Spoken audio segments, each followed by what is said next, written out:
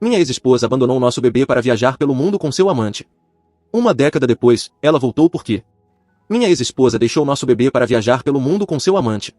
Uma década depois, ela voltou porque não pode mais ter filhos e quer recuperar o tempo perdido. Nunca imaginei que estaria compartilhando essa história, mas aqui estou, aos 39 anos, tentando entender como minha vida tomou um rumo tão inesperado. Às vezes, penso no ditado que diz que a vida é o que acontece enquanto você faz outros planos, e não consigo pensar em nada mais verdadeiro. Tudo começou na universidade, durante meu segundo ano na State University. Eu estava imerso em um curso de administração, passando a maior parte do tempo enterrado em livros de contabilidade e teorias financeiras, quando conheci Sandra. Ela tinha 20 anos na época, 2 anos mais jovem que eu, e era tudo que eu não era. Enquanto eu era prático e metódico, ela era uma força vibrante de criatividade, estudante de belas artes. Nos conhecemos na cafeteria do campus, onde ela trabalhava meio período entre as aulas, e fui imediatamente atraído por sua energia e paixão pela vida. Sandra tinha um jeito único de encontrar beleza em tudo, ela parava no meio de uma conversa para esboçar o padrão de uma folha ou se entusiasmava com a forma como a luz da tarde iluminava um prédio de maneira perfeita. Eu era o cara que planejava tudo minuciosamente, e ela era quem decidia, de repente, que precisávamos dirigir 3 horas para ver um pôr do sol que ela ouvirá falar. De alguma forma, nos equilibrávamos perfeitamente. Meus amigos achavam que éramos um par improvável, mas funcionava.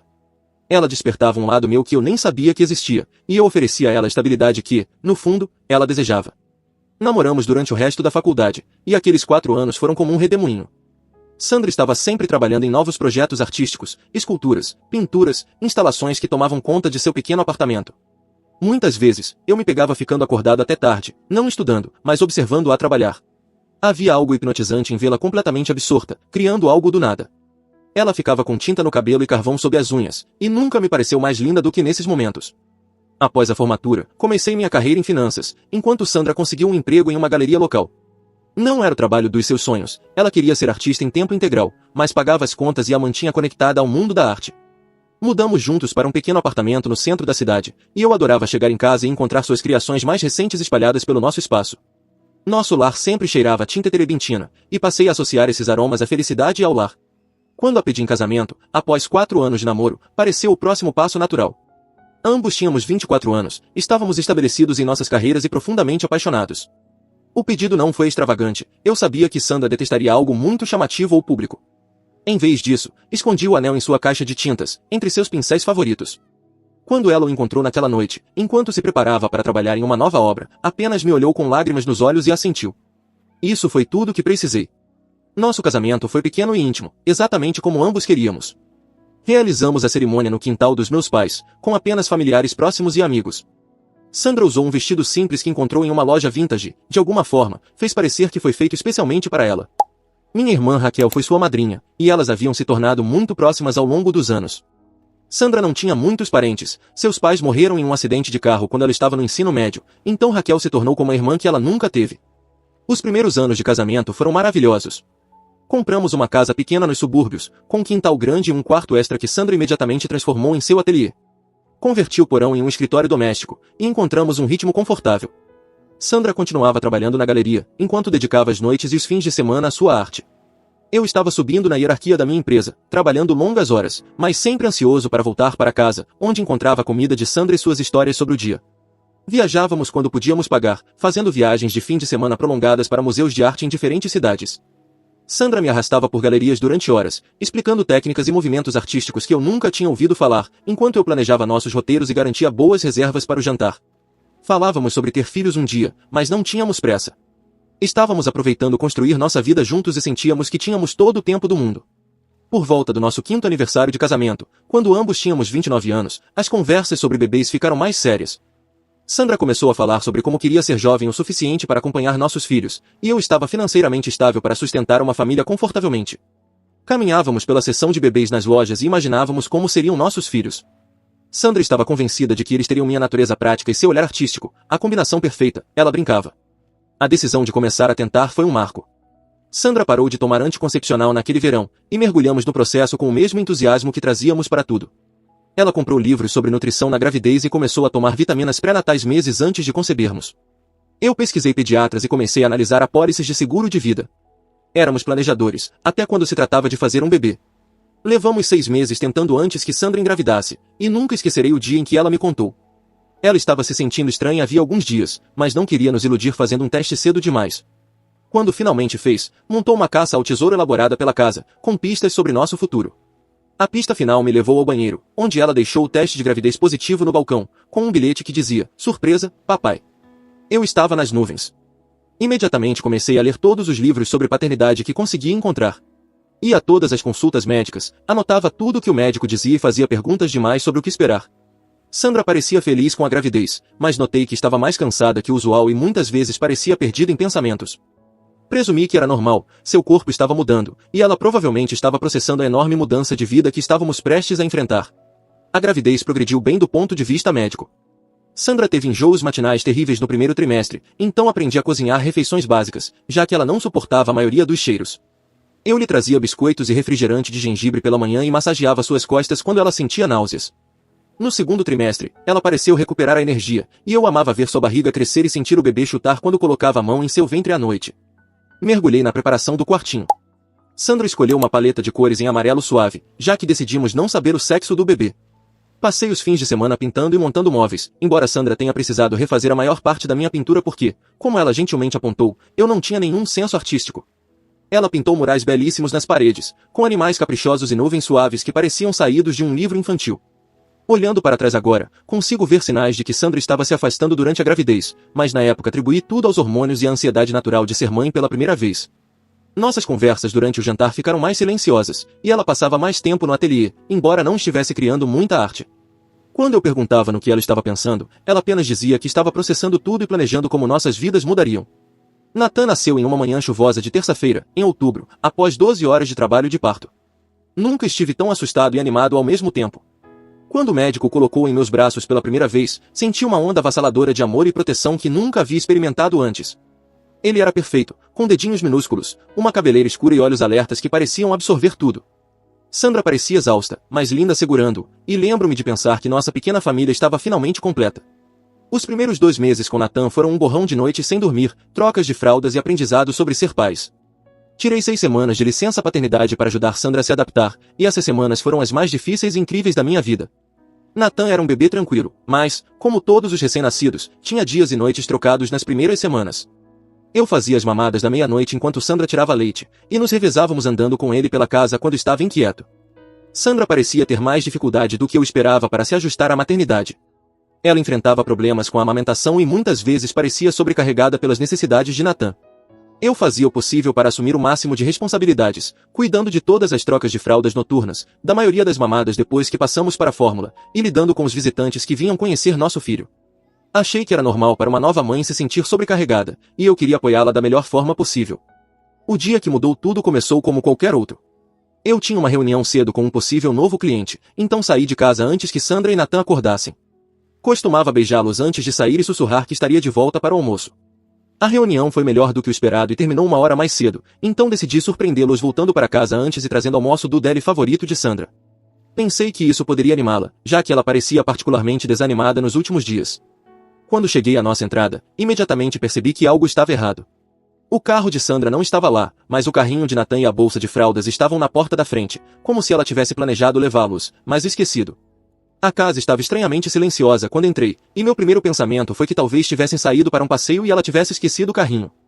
Mas então ouvi Nathan chorando no andar de cima. Encontrei-o no berço, com o rosto vermelho e claramente faminto, ainda usando o mesmo pijama que eu havia colocado nele naquela manhã. Minha primeira preocupação foi alimentá-lo e trocá-lo, mas uma crescente sensação de pânico tomava conta do meu peito. Onde estava Sandra? Por que ela deixaria Nathan sozinho? Mesmo nos momentos em que se sentia mais sobrecarregada, ela nunca faria algo assim.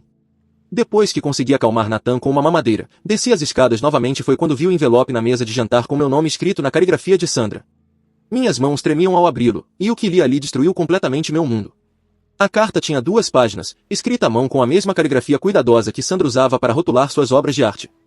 Ela confessou que estava tendo um caso com Davi, seu instrutor de arte no centro comunitário onde fazia aulas avançadas nos últimos 2 anos.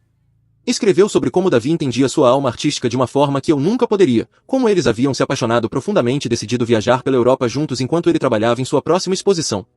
Mas a pior parte, aquela que me fez reler o mesmo parágrafo 5 vezes antes de assimilar, era sobre Nathan.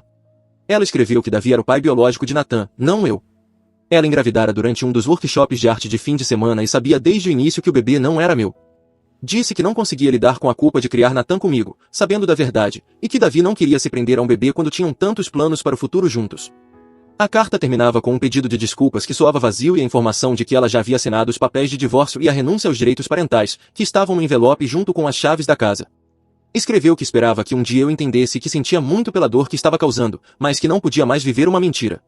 Fiquei sentado àquela mesa por horas, lendo e relendo a carta enquanto Nathan dormia no andar de cima. Meu mundo inteiro havia virado de cabeça para baixo em poucos parágrafos. A mulher que amei por mais de 8 anos, a mãe do filho que eu estava cuidando, vivia uma completa mentira. Tudo o que eu achava que sabia sobre minha vida estava errado. Quando Nathan acordou chorando novamente, fui mecanicamente trocar e alimentá-lo, mas minha mente estava em turbilhão. Olhava para o rosto dele, tentando encontrar semelhanças com esse Davi que eu nunca conheci. Nathan tinha cabelos escuros como os de Sandra, olhos escuros e uma pele morena que eu sempre achei que vinha da avó italiana dela. Agora, via tudo de forma diferente, imaginando como seria o pai biológico dele e como eu tinha sido tão cego ao que acontecia na minha própria casa. Os dias seguintes passaram como um borrão. Liguei para o trabalho dizendo que estava doente e me concentrei apenas em manter Nathan vivo e alimentado. Nunca tinha ficado sozinho com ele por mais de algumas horas, e de repente eu era responsável por tudo. Raquel veio assim que liguei para ela, e nunca esquecerei sua reação quando contei o que aconteceu. Ela estava furiosa com Sandra, chamando-a de nomes que não vou repetir, mas foi incrivelmente gentil comigo e com Nathan. Raquel me ajudou a calcular as medidas de fórmula, me mostrou como fazer Nathan rotar corretamente e me ensinou truques para fazê-lo dormir. Ela ficou por 3 dias, dormindo no nosso sofá e me ajudando a me adaptar à paternidade solo. Quando ela finalmente precisou voltar para sua própria família, senti pânico de ficar sozinho, mas ela me garantiu que eu estava me saindo melhor do que pensava. Os documentos legais que Sandra deixou tornaram tudo oficial. Ela havia consultado um advogado nas semanas antes de partir e preparara tudo. Os papéis do divórcio citavam diferenças irreconciliáveis, e ela já havia assinado a renúncia aos direitos parentais. Meu advogado explicou que isso, na verdade, facilitava as coisas do ponto de vista legal, não haveria disputa de custódia, e eu poderia prosseguir com a adoção de Nathan assim que o período de espera terminasse. Mas a simplicidade legal não tornava a realidade emocional mais fácil. Eu estava devastado pela traição de Sandra, não apenas do nosso casamento, mas de Nathan. Como alguém abandona um bebê de 2 meses? Como deixa seu filho com alguém que nem é o pai biológico e simplesmente desaparece?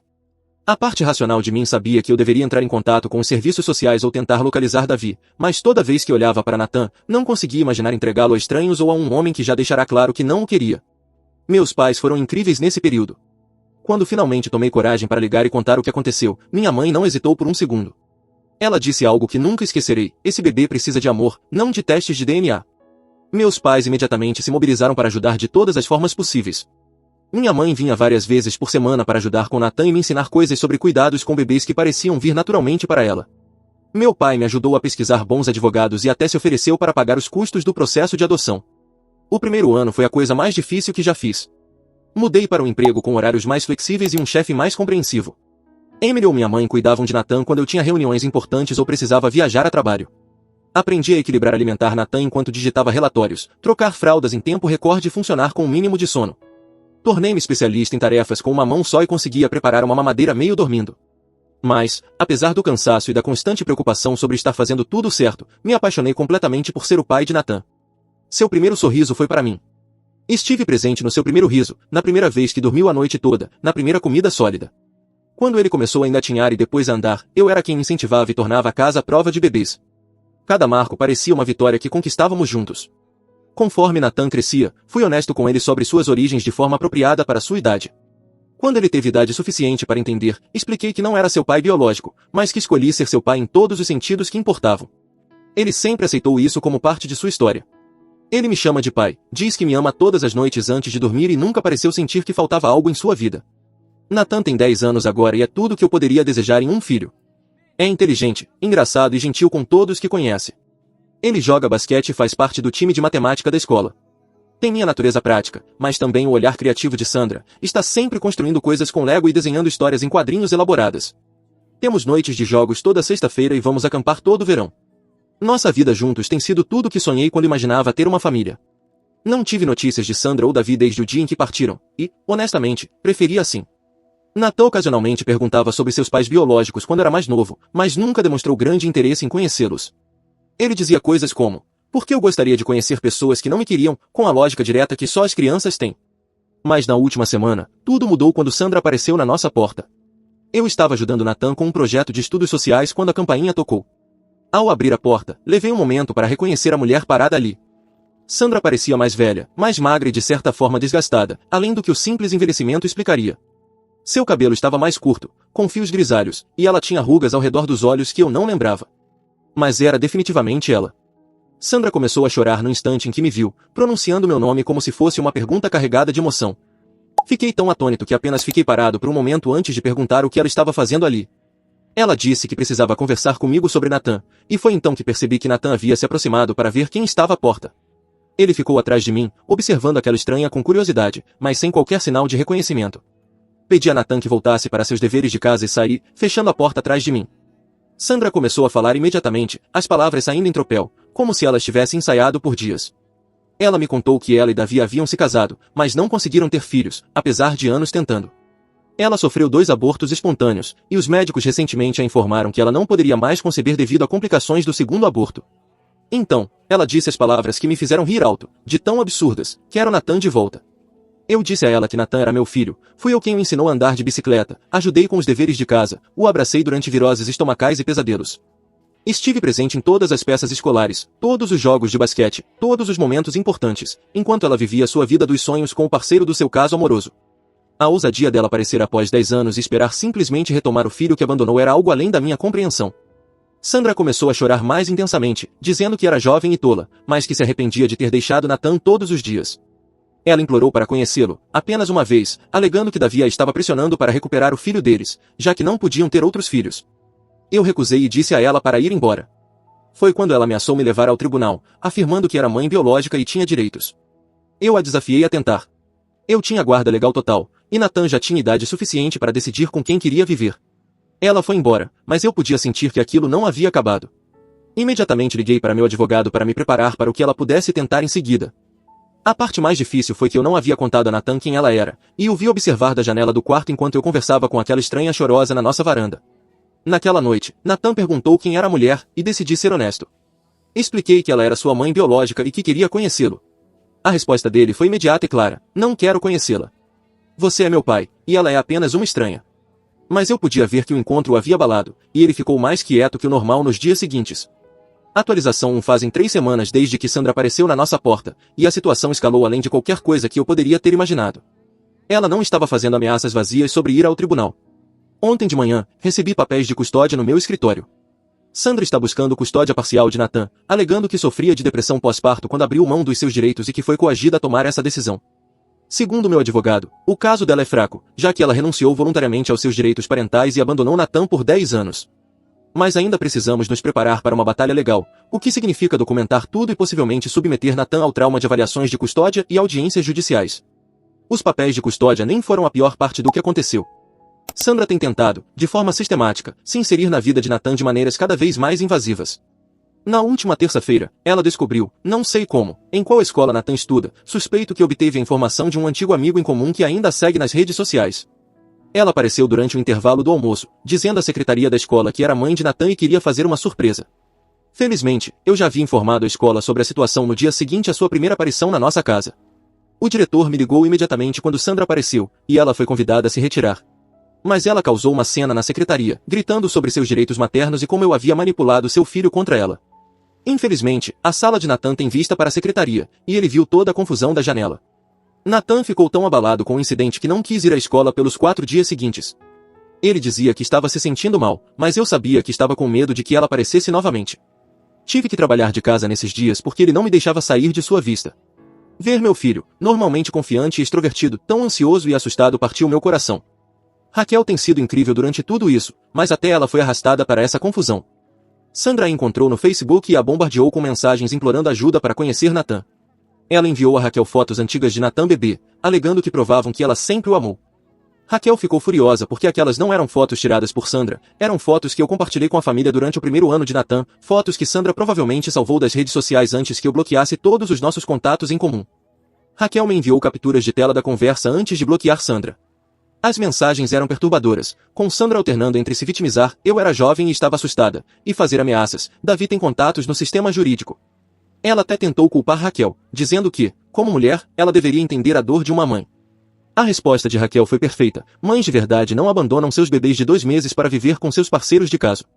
A situação ficou ainda mais complicada quando Davi apareceu no meu escritório ontem. Ele entrou durante meu intervalo de almoço, agindo como se fosse dono do lugar. Ele envelheceu bem, terno caro, relógio de grife, cabelo perfeitamente penteado. Mas sua atitude arrogante fez meu sangue ferver. Ele tentou me intimidar, dizendo que eu não tinha direito de manter seu filho biológico longe deles. Eu lembrei que ele foi o primeiro a não querer Nathan, que escolheu viajar e construir uma carreira em vez de cuidar de seu filho recém-nascido. Ele teve a audácia de dizer que havia mudado e estava pronto para ser pai agora. Perguntei se ele achava que a paternidade era algo que você podia simplesmente escolher quando fosse conveniente. Ele não gostou da pergunta. A conversa esquentou quando ele começou a me ameaçar com ações judiciais. Ele se gabou do quanto dinheiro tinham, como podiam pagar os melhores advogados do estado e como tornariam minha vida um inferno até que eu devolvesse o filho deles. Mantive a calma, o que pareceu irritá-lo ainda mais. Simplesmente disse que todo o dinheiro dele não poderia comprar os 10 anos de memórias e amor que compartilhei com Nathan. Quando ele se recusou a sair, chamei a segurança para escoltá-lo. Naquela noite, eu estava falando com Raquel ao telefone sobre o caso judicial quando Nathan nos ouviu. Encontrei-o sentado na escada, chorando em silêncio. Ele correu para meus braços, dizendo que não queria me deixar e que não queria viver com estranhos. Passamos horas conversando naquela noite, e Nathan me disse que sentia raiva por seus pais biológicos o terem abandonado quando bebê e agora o quererem apenas porque não podiam ter outros filhos. Ele disse que isso fazia sentir como um plano reserva, um filho substituto. O que realmente me tocou foi quando ele perguntou, com lágrimas nos olhos, se eu ainda o amaria mesmo ele não sendo meu filho de sangue. Eu o abracei forte e disse a ele o que minha mãe me disse há 10 anos, que o amor, não o DNA, faz uma família. Assegurei-lhe que nada poderia me fazer parar de amá-lo ou de ser seu pai. Comecei a documentar tudo, a aparição de Sandra na escola, a visita de Davi ao meu escritório, todas as mensagens que ela enviou a Raquel. Meu advogado diz que isso fortalecerá nosso caso, especialmente porque o comportamento deles pode ser considerado assédio. Temos uma reunião amanhã para discutir nossa estratégia para a audiência de custódia. A parte mais difícil de tudo isso é ver como está afetando Nathan. Ele está tendo dificuldade para dormir, suas notas estão caindo, e ele voltou a ser apegado. Entrei em contato com seus professores para informá-los sobre a situação, e eles estão sendo incrivelmente compreensivos. A mãe do melhor amigo de Nathan se ofereceu para buscá-lo na escola junto com seu filho pelas próximas semanas, só por segurança. Eu nunca quis que Nathan tivesse que lidar com esse tipo de drama, mas acho que a vida não se importa com nossos planos. Tudo o que posso fazer agora é protegê-lo e garantir que ele saiba que é amado e querido, não por causa da biologia ou obrigações legais, mas porque é meu filho em todos os sentidos que importam. Atualização final: o pesadelo finalmente acabou, e mal consigo expressar o alívio que nós dois estamos sentindo. O caso judicial terminou há 2 semanas, e o resultado foi melhor do que eu ousava esperar. O juiz não apenas rejeitou o pedido de custódia de Sandra, mas também nos concedeu uma ordem de restrição permanente contra ela e Davi. Eles não podem chegar a menos de 150 metros de Nathan ou tentar contatá-lo por qualquer meio, seja pessoalmente, por telefone, e-mail, redes sociais ou através de terceiros, até que ele complete 18 anos. Depois disso, será inteiramente decisão de Nathan se ele quer algum tipo de relacionamento com eles. A audiência durou 3 dias e foi uma das experiências mais estressantes da minha vida, mas a juíza foi incrível. Ela era uma mulher objetiva, na casa dos 60 anos, que enxergou através da encenação de Sandra e Davi. Após revisar todas as evidências e conversar com Nathan em particular em seus aposentos, ela tomou sua decisão. A reação de Sandra no tribunal foi, no mínimo, dramática. Quando a juíza anunciou sua decisão, Sandra começou a gritar que Nathan era seu filho e que havia cometido um erro ao abandoná-lo. Ela continuava exclamando que o amor de uma mãe não pode ser apagado e que o carregou por 9 meses. A juíza teve que ameaçá-la com acusações de desacato para que ela parasse. O que realmente me marcou foi a resposta da juíza ao surto de Sandra. Ela disse algo que nunca esquecerei: Senhora Thompson, a maternidade não é um direito que você pode reivindicar após abandoná-la por 10 anos. É uma responsabilidade que você escolhe aceitar ou rejeitar. Você fez sua escolha quando deixou seu filho de 2 meses. O Sr. Wilson fez a dele quando ficou e criou a criança como sua. Ações têm consequências, e você está enfrentando as suas hoje. Davi apenas ficou lá, impassível, durante todo o processo. Ele nem olhou para Sandra quando ela desmoronou. Acho que suas prioridades ficaram claras quando ele percebeu que não conseguiria o que queria. Após a audiência, Nathan me abraçou mais forte do que nunca. Ele estava chorando, mas dessa vez eram lágrimas de alívio. Ele disse que sentia que finalmente podia respirar novamente sem temer que eles aparecessem em algum lugar inesperado. Mesmo assim, não estamos correndo riscos. Aceitei uma transferência para o escritório da minha empresa no Colorado. Na verdade, é uma promoção, então isso nos beneficia financeiramente. Nathan está animado com a mudança. Ele diz que parece um novo começo, e a casa nova que estamos comprando tem uma quadra de basquete no quintal, o que o deixou empolgado, já que ele acaba de entrar para o time da escola. Raquel está triste por estarmos nos mudando para mais longe, mas ela entende por que precisamos dessa distância. Ela já está planejando nos visitar no Natal. Meus pais estão considerando se mudar para mais perto de nós quando se aposentarem no próximo ano, o que seria maravilhoso. O ano letivo termina em 2 semanas, então o momento é perfeito. Nathan começará do zero em sua nova escola no outono. Já visitamos o local, e a escola tem um excelente programa esportivo e turmas menores, o que acho que será bom para ele. Olhando para trás, para esses últimos meses, fico impressionado com a força que Nathan demonstrou em meio a tudo isso. Ele nunca hesitou em saber quem era sua verdadeira família.